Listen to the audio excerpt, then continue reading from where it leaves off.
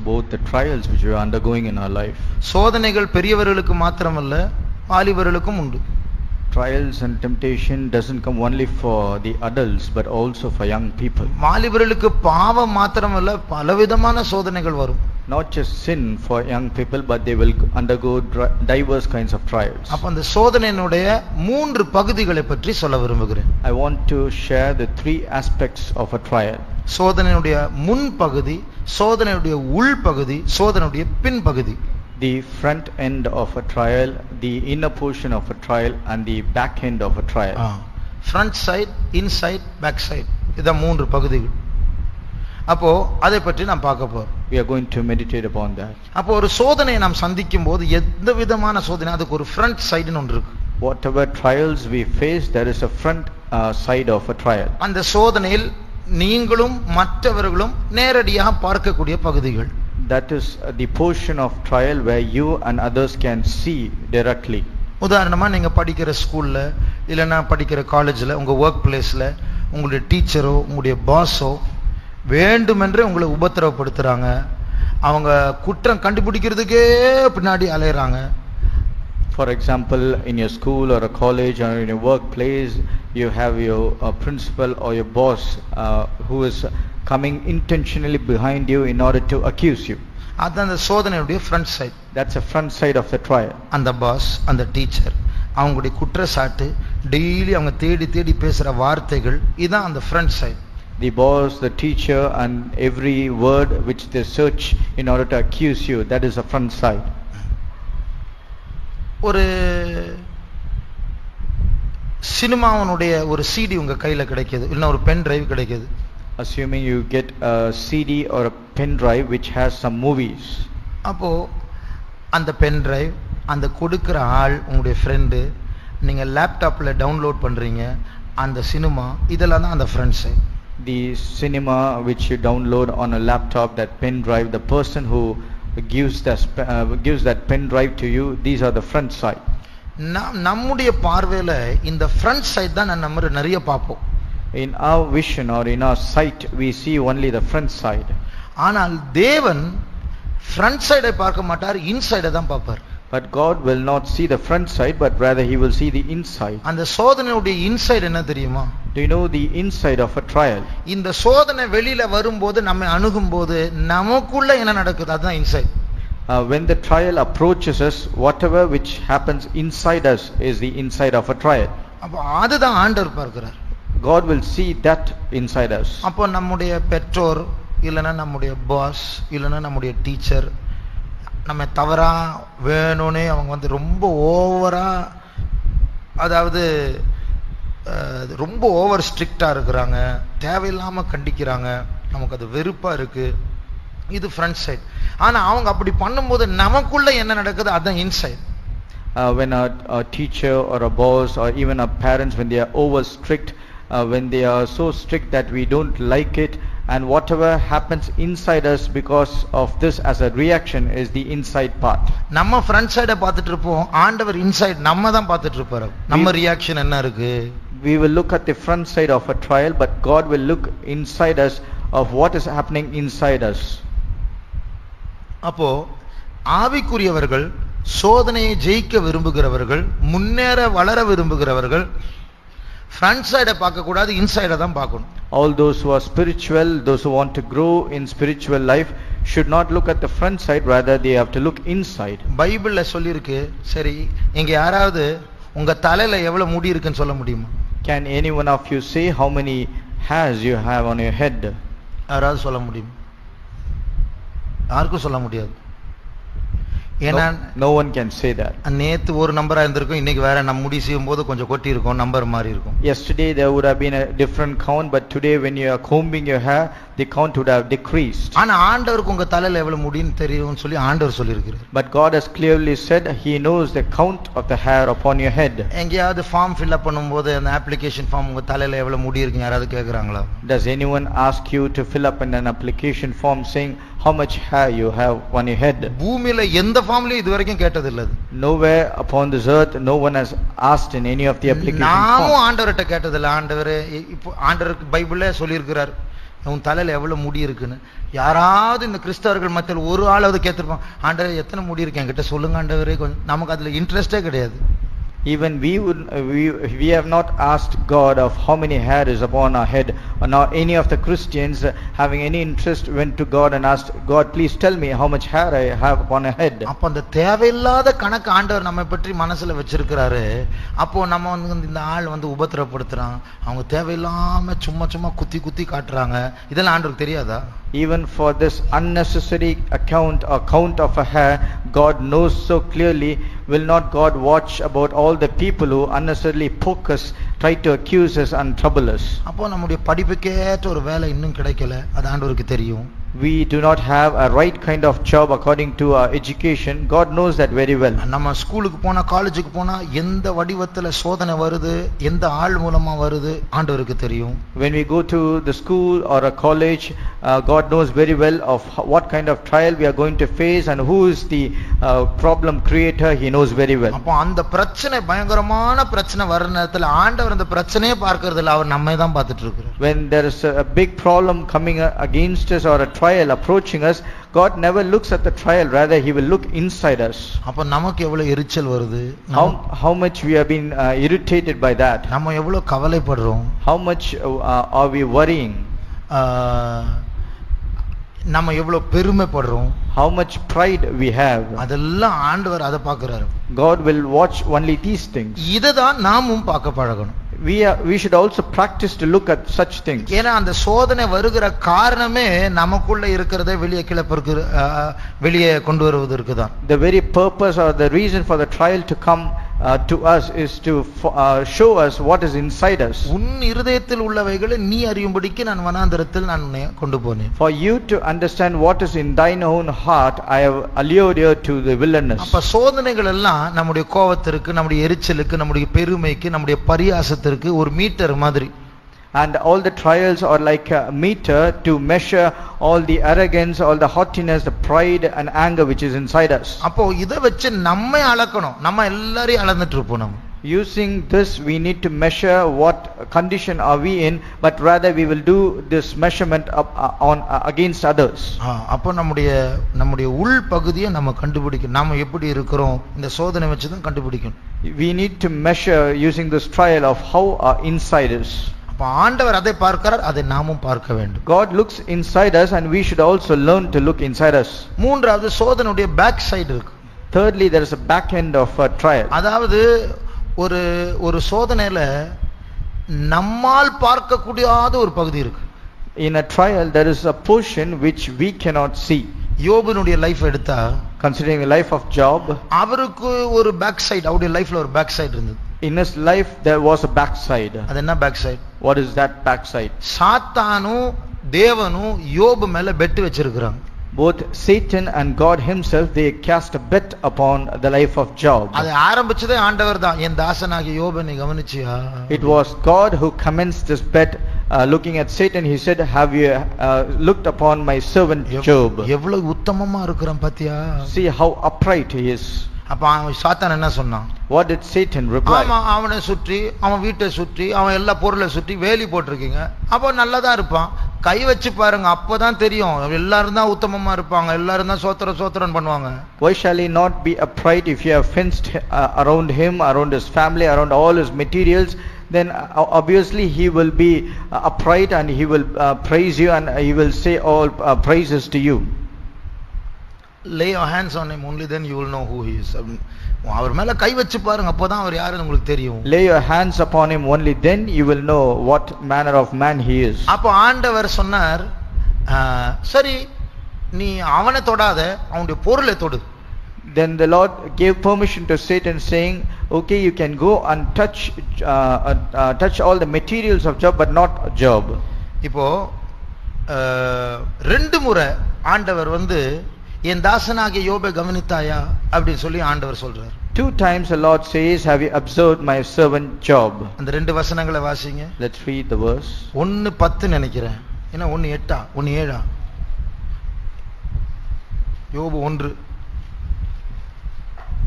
7 8 10 8. Okay. கர்த்தர் சாத்தானை நோக்கி, என் தாசனாகிய யோபின் மேல் கவனம் வைத்தாயோ? போதும். 2ஆம் அதிகாரத்துல திருப்பி இருக்கு.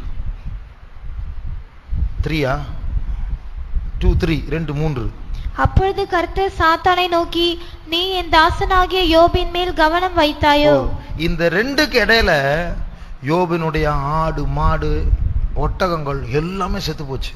Between the first conversation between God and Satan and the second one, all the belongings of Job and all the cattle, they all perished. யோபுடைய 10 பிள்ளைகள் ஒரே டைம்ல செத்து போயிட்டாங்க. All the 10 children of Job, they died in just a moment. அதுக்கு முன்னாடி தான் ஆண்டவர் bed வைக்கிறார் சாத்தான் கூட. And before this, God cast a bet with Satan.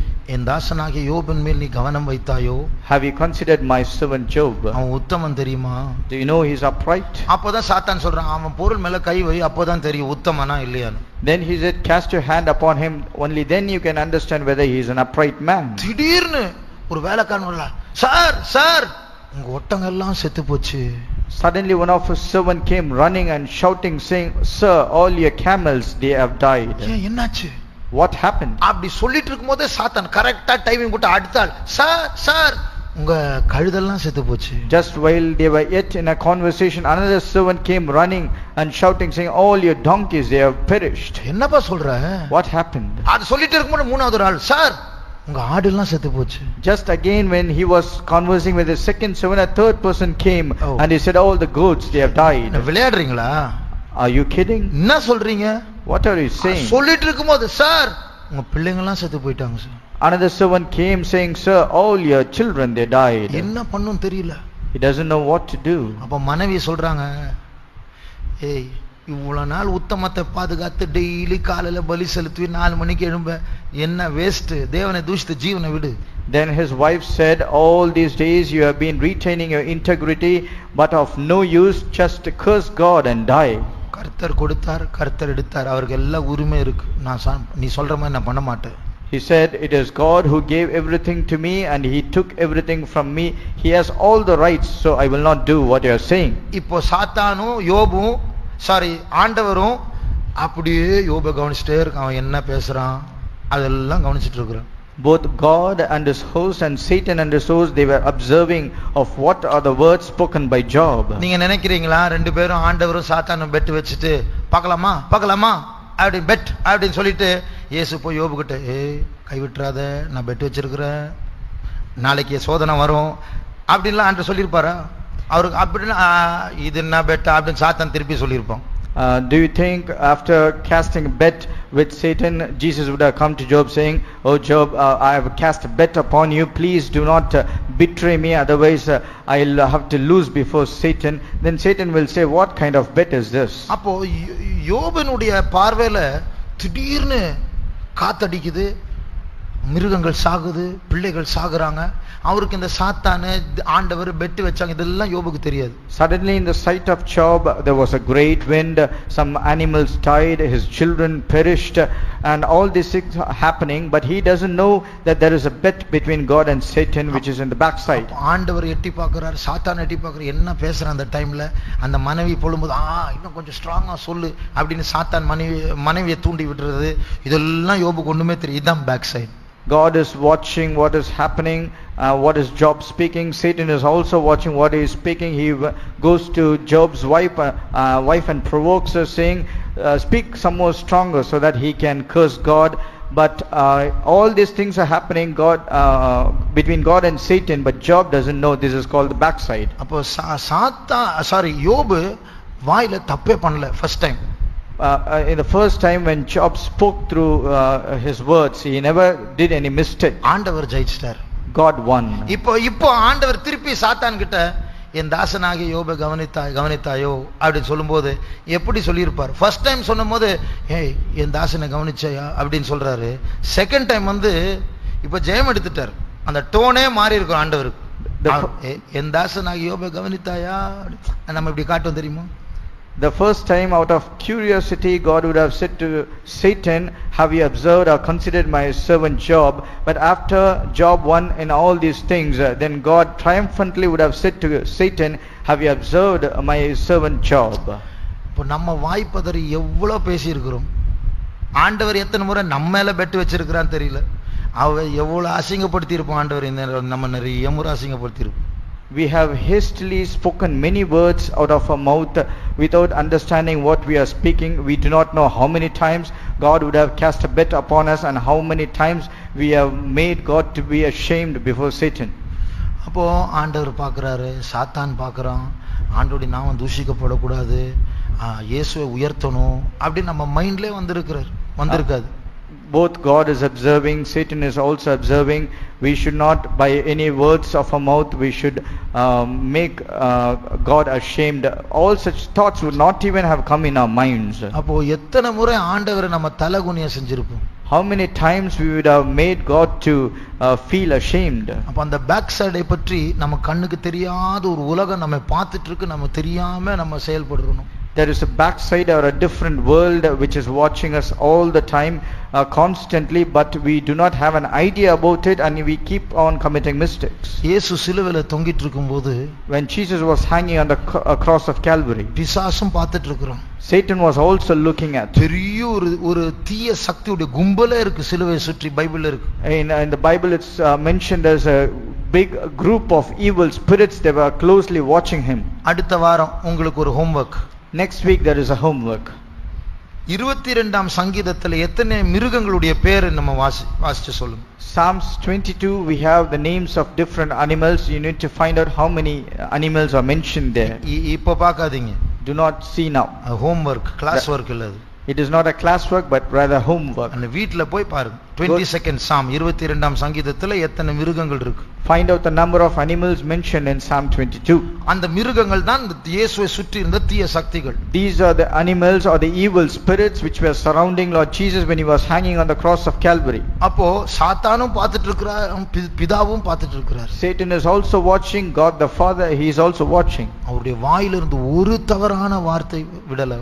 From his mouth not even one single word of mistake came out. அப்ப அந்த அதர்சனமான அந்த வெளிரங்கமான உலகத்துல இயேசு கேவலப்படுறாரு. In the outside world Jesus was put to open shame. இப்போதான் தெரியுது உன் பிரசங்கம் எல்லாம் வேஸ்ட், டூப்ளிகேட் ஆண்டவர் ரட்சகராம், இஸ்ரவேலின் ராஜாவாம், சும்மா அப்படிலாம் பரியாசம் பண்ணிட்டு போயிட்டு இருந்திருப்பாங்க. Just now we can understand what your sermon is all about, nothing but waste. You call yourself as a king of Israel, all useless things, and they were mocking at him like that. அப்போ வெளியே உள்ள புறம்பான front side பார்த்தா இயேசுக்கு பயங்கர அவமானம். And when you look at the front side, Jesus has to undergo much shame and reproach. Inside பார்த்தா இயேசு பூர்ணமா இருக்கார், ஒரு தப்பு கூட இல்ல. Looking inside Jesus, he is perfect. There is not even one small sin. Back side பார்த்தா அவர் துரைத்தனங்களையும் அதிகாரங்களையும் வெளிரங்கமான கோலமாக்கி அவைகளின் மேல் அந்த தீய சக்திகளின் மேல் வெற்றி சிறந்தார் அப்படினு பைபிள்ல இருக்கு. When we look into the back side, he overcame all the principalities and dominions, bringing them out to the open shame, and he emerged victorious, says the Bible. அப்போ நமக்கு சோதனையுடைய பின்பகுதியை பற்றி ஒரு வெளிப்பாடு இல்லைன்னு சொன்னா நமக்கு முன்பகுதி ரொம்ப முக்கியமாயிடும். அவங்களுக்கு முன்னாடி என்னை அசிங்கப்படுத்திட்டாங்க, என் மானமே போச்சு, தனியா கூப்பிட்டு திட்டிருக்கலாமே, 4 பேர் மத்தியில் இப்படி பண்ணிட்டாங்களே, இப்படி எல்லாம் நம்ம சொல்லி அதனுடைய உணர்வுல நம்ம ராங் ரியாக்ஷன் பண்ணி பின்பகுதியில தேவனை வெட்கப்படுத்திடுவோம். When we do not have proper vision or an idea about what is happening at the back side, we will give importance to what is happening at the front side, saying they spoke to me like that in front of so many people and put me to shame, and giving more importance to that, we will lose a vision or idea about the back side, and we will lose inside. அப்போ ரெண்டு காரியம், முக்கியமான காரியம். Therefore 2 important things. நீங்க சோதிக்கப்படும் போது, when you are going through trial, எக்ஸாம்ல fail ஆவறீங்க, you are failing in an exam, 10 இன்டர்வியூல ஒரு வேலையும் கிடைக்கல, even after attending 10 interviews you have not got a job. சமீபத்துல ஒரு வாலிப பிள்ளை சொன்னா, நான் ஒரு இன்டர்வியூக்கு போறேன், இது என்னுடைய 57வது இன்டர்வியூ அப்படினு சொன்னா. Recently a young girl said, I am going to an interview, this is interview number 57. அப்போ அப்படி சோதனைகள் வரும்போது, when such trial comes, நம்ம 51 52 57 ன்னு கவுண்டிங் பண்றதை விட்டுட்டு எனக்குள்ள நான் எப்படி இருக்கிறேன், நான் சோர்ந்து போயிட்டேனா, ஆண்டவர் மேல சலிப்பு வந்துருச்சா, instead of counting 51 52 or 57, we should look inside whether I am become weary, I have fainted, I have lost my faith on God. அப்போ அதான் இன்சைட். அதை நம்ம ஆராய்ஞ்சு பார்க்கணும். We need to examine our inside. எனக்குள்ள எவ்வளவு கோபம் வருது, How much anger I have in me, எனக்குள்ள எவ்வளவு அவிசுவாசம் வருது, how much unbelief I have in me. அதை நம்ம பார்க்கணும். அதான் ஆண்டவர் விரும்புகிறார். We need to find this out, and this is what God expects out of us. அப்போதான் வளருவோம். Only then we can grow. அப்போ அடுத்தது செகண்ட் திங், பேக் சைடில் தேவன் என்னை பார்க்கிறார், சாத்தான் பார்க்கிறார். நான் சொல்ற வார்த்தை, என்னுடைய ரியாக்ஷன்ஸ் ஆண்டவரை உயர்த்துதா என்ன பிசாசை உயர்த்துதா? Second thing, we need to have an idea or a knowledge about what is happening in the backside, where God and Satan both are observing us very keenly, and whether I'm going to exalt God or I'm going to please Satan. அப்போ தேவன் நமக்கு அதற்கேற்ற ஒரு ஞானத்தை தர வேண்டும். God should give us a relevant knowledge according to that. Next trial, அடுத்த சோதனையை சந்திக்கும் போது இந்த ஞானத்தை கர்த்தர் தரணும். Next trial which we are going to face in our life, God should give us this wisdom. நம்முடைய ரியாக்ஷன்ஸ் கரெக்டா இருக்கணும். Our reaction should be appropriate. பிசாசு பார்த்து சந்தோஷப்படுற மாதிரி நம்ம தப்பான ரியாக்ஷன்ஸ் நம்முடைய வாழ்க்கையில் இருக்கக்கூடாது. That we might please Satan and make him happy, there should not be any wrong reactions in our life. எனக்கு ஒரு பையன் தெரியும். I know a boy. அவன் ஒரு ஏதோ ஒரு சேல்ஸ் ரெப்பா இருந்தான், போன்ல சேல்ஸ் ரெப்பா இருந்தான். He was a sales representative and a telecaller. அப்போ அந்த டெலிகாலிங் பண்ணும்போது பொய் சொல்லணும். And while doing a telecalling, he need to say a lot of lies. அப்ப இவர் ஃபோன் பண்ணி பேசும்போது அந்த அடுத்த ஆள் நபர் பேசுறதான அந்த வார்த்தையில ஸ்பீக்கர்ல வெளியில கம்பெனிக்கு கேட்கும். And when he is speaking to a customer and other people in the office, they can overhear their conversation. அப்ப இந்த பையன் பேசுறது பொய் சொல்லி அந்த ஆளை கன்வின்ஸ் பண்ணி ஏமாத்தி இவங்களுடைய ப்ராடக்ட்டை பை வாங்கணும். This boy has to during his telecall convince the person to whom he is speaking by speaking a lot of lies, convince and make him to buy the product. அப்போ யாராவது இவன் சொல்ற பொய்ல சரிங்க நான் வாங்குறேங்க அப்படின்னு சொன்னா போன் வச்ச உடனே பின்னாடி கேட்கறவங்க எல்லாம் கை தட்டுவாங்க. பொய் சொல்லி ஏமாத்திட்டு வெரி பரவாயில்லையா, ரொம்ப சக்சஸ் அப்படி. During the conversation, when he would convince a customer by speaking lies and make them to buy a product, all the people who are listening behind him, all his colleagues in the office, they will clap hands and say you have done a good job. இது மாதிரி நம்ம கெட்ட வார்த்தை பேசும்போது, ஒரு double meaning உள்ள ஒரு joke அடிச்சுட்டு 10 பேரை சிரிக்கும் போது நம்ம ஹீரோ மாதிரி இருப்போம், பின்னாடி 10 பிசாசு கை தட்டிட்டு இருக்கும், பரவாயில்ல நீ என் சைடுல வந்துட்ட அப்படின்னு. Likewise, when we speak some unwanted filthy words or speak words with a double meaning, others will appreciate. We will do all these things here, but behind us there will be 10 evil spirits. They will be clapping their hands. இதெல்லாம் நம்ம உணர்ந்து நம்ம அந்த back சைடுல pool ஆயிடக்கூடாது. இங்க hero ஆயிடுவோம். நம்ம உலகத்துல 10 பேரை சிரிக்க வச்சுட்டு நம்ம பொய் சொல்லிட்டு கெட்ட வார்த்தை பேசிட்டு ரவுடித்தனம் காட்டிட்டு ஸ்டைலா இருந்துட்டு ஏசபெல் மாதிரி இருந்துட்டு ஆனா பின்னாடி பிசா சிரிச்சிட்டு இருப்போம். Showing all of fashion before others, like Jezebel, and doing all things heroic and getting an appreciation on the front side, but we will become fools on the back side because Satan will appreciate us. எனக்கு தெரியும் ஒரு வாலிப பிள்ளை. There was a young girl. நான் வாலிபனா இருக்கும்போது, when I was a young boy, அவ சொல்றா I'm going to go walking and let myself be seen அப்படின்னு. And she said I'm going to go walking and let myself be seen. நான் நடையாய் சென்று மற்றவர்கள் என்னை பார்க்கும்படிக்கு என்னை நான் காண்பிக்க போகிறேன் என்று சொன்னார். வாலிபர்களுடைய பாஷையில பார்த்தா சைட் அடிக்க போவாங்க. ஆனா இந்த பிள்ளை சொல்றது மற்றவனை சைட் அடிக்கிறதுக்கா நடக்க போறேன் அப்படின்னு சொல்றாங்க. And in the language of young people, this girl is going out in order to show herself out for the other boys to look at her. இவளுக்கு தெரியாது, மற்றவங்க பார்ப்பாங்க, இவளுக்கு பின்னாடி 10 பாம்பு ஆடிட்டு இருக்கும். வெரி குட், அப்படியே போ. She doesn't know, others will look at her, but behind her there will be 10 serpents or dragons. They will go behind her saying this is very good, what you are doing is very nice. அப்போ சோதனையினுடைய பின்பகுதி நமக்கு தெரியணும். இதுக்கெல்லாம் ஒவ்வொரு தப்புக்கு பின்னாடி ஒரு ஆவி நின்னுட்டு இருக்கும். we should understand what is going on our backside, because when we commit every mistake, there will be one evil spirit behind. நம்ம இங்க ஹீரோ மாதிரி எல்லாரையும் நம்ம பார்த்து சிரிக்கிற மாதிரி பாராட்டுற மாதிரி சில காரியங்களை செஞ்சிருவோம், ஆனா பின்னாடி 10 பிசாசுக்கு அடிமையாயிடும். We will do something heroic at the front side for other people to appreciate and encourage us, but behind us there will be another 10 Satan following us. உலகத்துல இருக்கிற சினிமா நடிகர்களை எடுத்துக்கொள்ளுங்க. Consider all the actors and actresses of cinemas. அவங்களுக்கு நிறைய ரசிகர்கள் இருப்பாங்க. They will have a lot of fans. ஆனா அவங்களுக்கு பின்னாடி எத்தனை பேய் இருக்குன்னு தெரியுமா? Do you know how many evil spirits are behind them? ரசிகர்களுக்கு பின்னாடி இல்ல, அந்த ஆக்டர் ஆக்ட்ரஸ்க்கு பின்னாடி எத்தனை பிசாசு உள்ள இருக்கு. Not behind the fans, but rather behind the actor and actress there will be lot of demons. அப்ப நாம் யார், நாம் எப்படிப்பட்டவர்கள், நம்முடைய சோதனையில பின்பகுதி என்ன, உள்பகுதி என்ன, இதெல்லாம் தான் ஞானம்.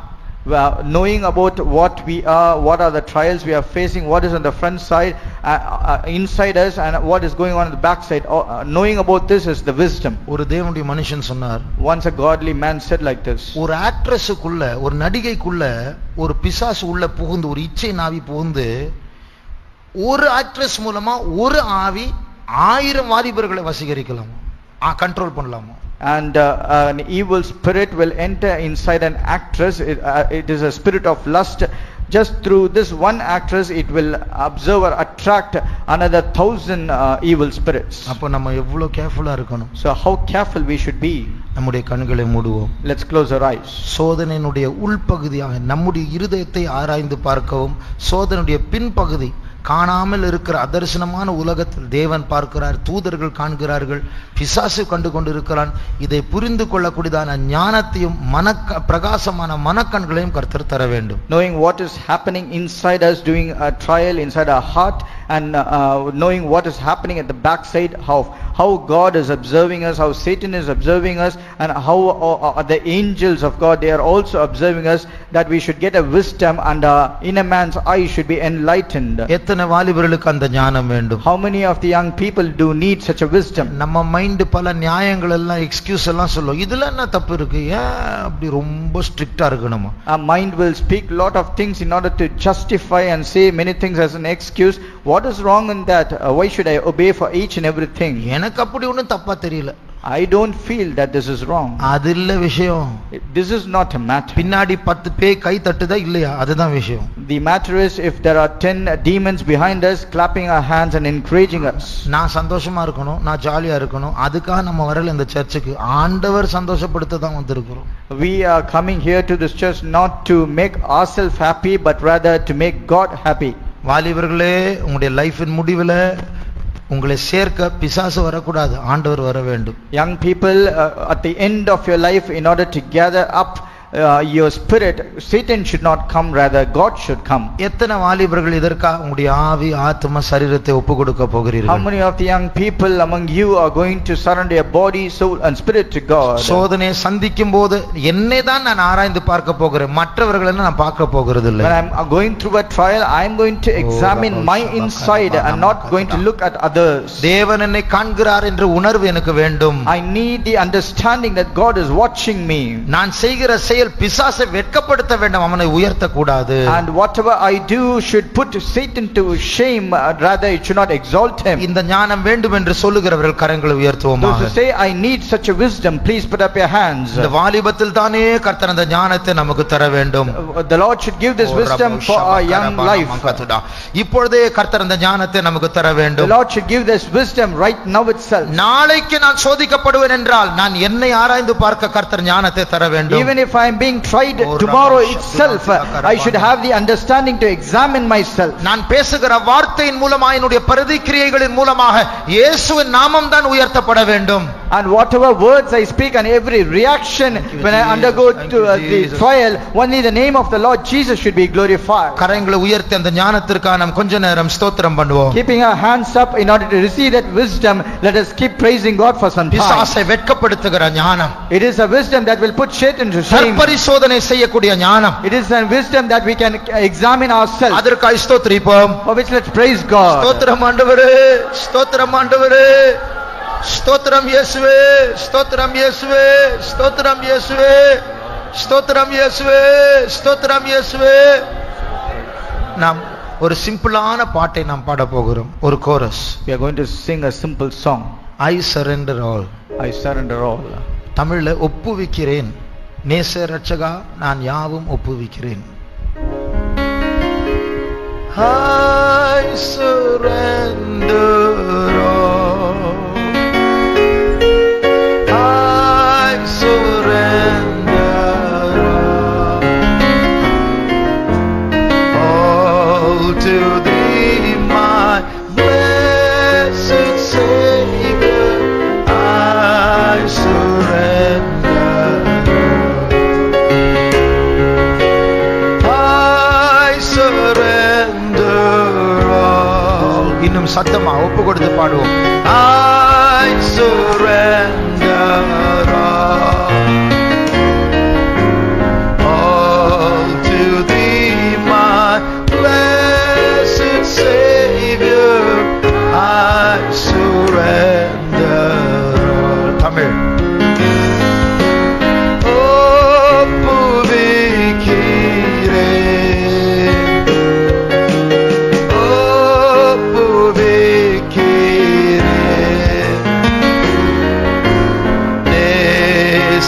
ரட்சகா நான் யாவும்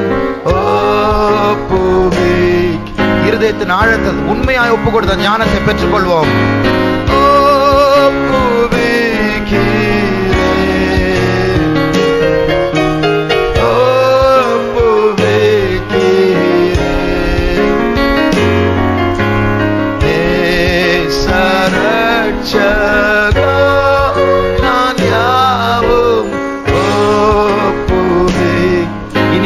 தமிழில் கைகளை உயர்த்தி பாடுவோம்.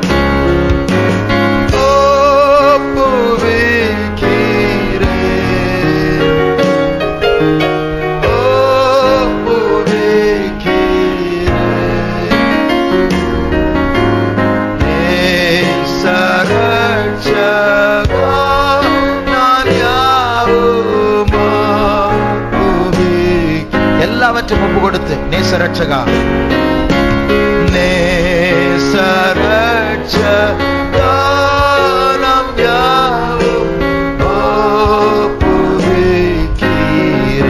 நேசரட்சகா நேசரட்சகா நான் யாவும் ஒப்புவிக்கிறேன். அந்த கடைசி வார்த்தை ஒப்புவிக்கிறேன். கடைசி முறை மெதுவாக